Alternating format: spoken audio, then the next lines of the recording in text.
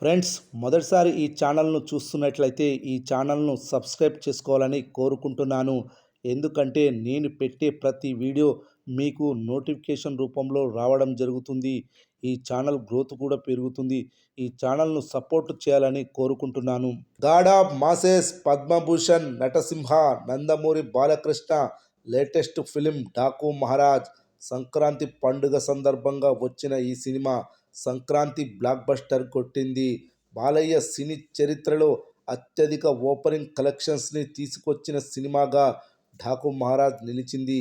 అన్ని ఏరియాల్లో break even సాధించింది. 16 కోట్లకు పైగా లాభాలతో థియేటర్స్లో రన్ అవుతుంది.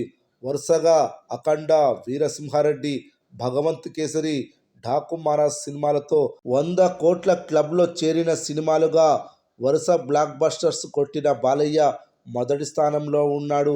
ఇది మామూలు రికార్డు కాదు, ఊరమాస్ రికార్డు. ఇదే ఊపుతో డాకు మహారాజ్ని హిందీలో ప్రమోట్ చేశారు.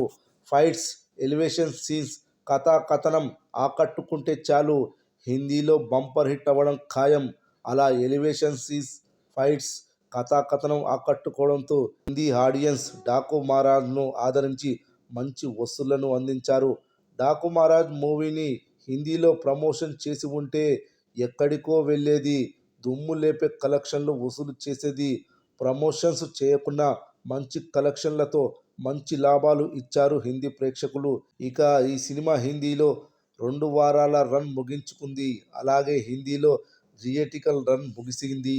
హిందీలో వసూలు చేసిన కలెక్షన్స్ డే బై డే చూస్తే మొదటి రోజు ఈ సినిమా 2,16,00,000, రెండవ రోజు 3,04,00,000, మూడవ రోజు 3,60,00,000, నాలుగవ రోజు 2,50,00,000, ఐదవ రోజు 1,35,00,000, ఆరవ రోజు 90,00,000, ఏడవ రోజు 78,00,000, ఎనిమిదవ రోజు 60,00,000, తొమ్మిదవ రోజు 64,00,000, పదవ రోజు 65,00,000, 11వ రోజు 37,00,000, 12వ రోజు 24,00,000, 13వ రోజు 11,00,000, 14వ రోజు 8,00,000 వసూలు చేసింది.